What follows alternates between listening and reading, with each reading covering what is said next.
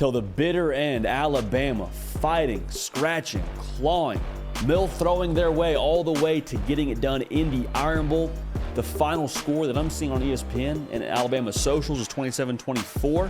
So it sounds like that Terrion Arnold touchdown at the end didn't count. Bottom line, regardless, Alabama wins an instant classic at Jordan-Hare in a game that we already knew going into it was going to be weird. How did they get it done? What does it mean going forward? What does it say about Alabama? We'll talk about all of that here in just a second. First things first, though, Alabama fans. Had a lot of y'all join the party recently. We're glad to have y'all here. Make sure you're subscribed. If you are not already, subscribe to this channel. Thank you in advance for that. Also, make sure you're following me on Instagram and on Twitter at JDPakel. Thank you for that. So we knew going into this one, right? It was going to be weird.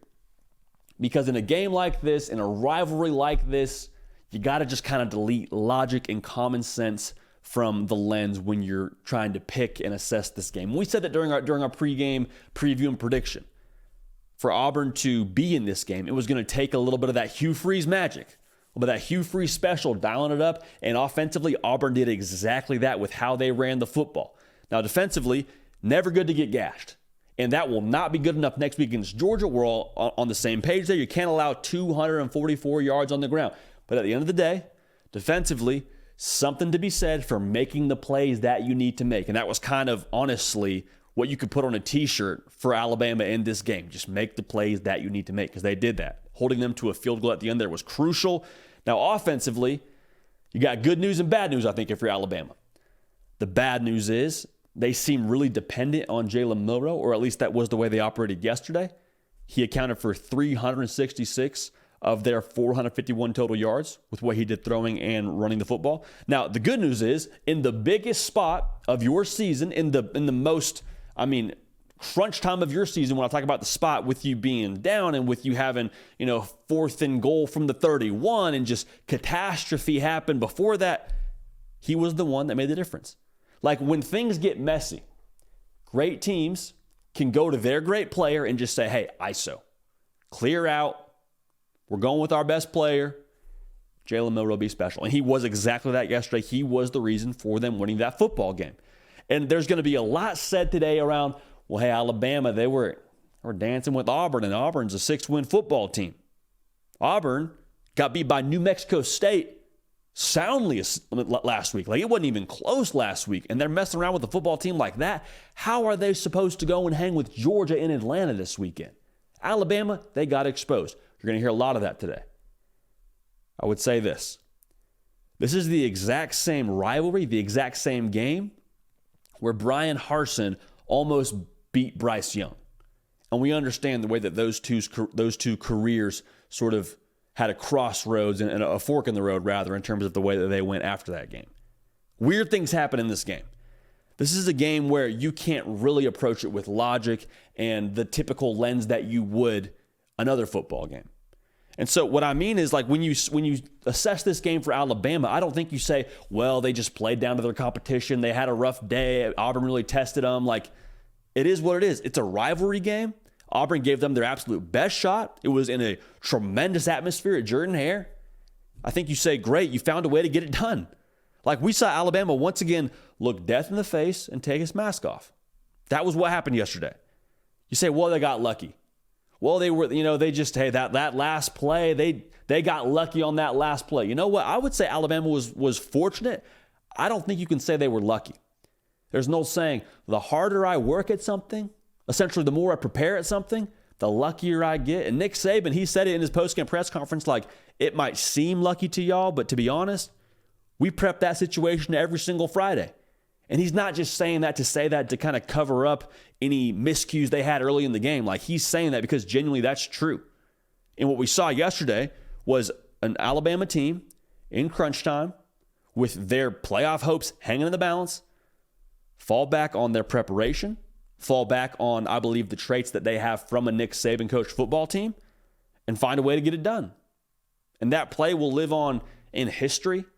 Jalen Milroe's throw to Isaiah Bond in the back corner of the end zone on 4th and goal from the 31. I saw the Alabama social media account already tag it as the Mill throw, which I think will probably stick, at least for us here. It'll stick for now. Nothing lucky about it. Fortunate for sure, but you still have to execute a play like that. That's not a play that you just roll out of bed and make some days and you don't some others. Like they executed. End of the day, bottom line, you executed and you finished. If you're Jalen Milroe and you're Isaiah Bond, you're the Alabama football team. Still some blame you probably put on Auburn for not getting after the quarterback a little more and for not sticking in pass coverage better. I understand all that. But you don't take anything away and call luck what they got done yesterday. Fortunate, yes. Luck, no. So what now for Alabama from this game? This game, I think, is something you can call a weight vest game.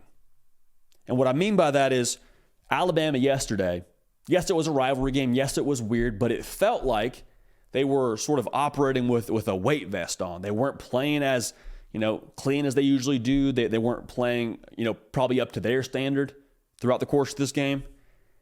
And there's two options now. You can watch the film from that game, see what you did wrong, and say, man, we got to take that weight vest off. And whenever you take a weight vest off your body, those of y'all know, like, you feel more explosive, you feel lighter. You're better for having had that weight vest on once you take it off because you're stronger, you're already more explosive, you just feel overall better because you had the self-awareness to take it off and to learn from it.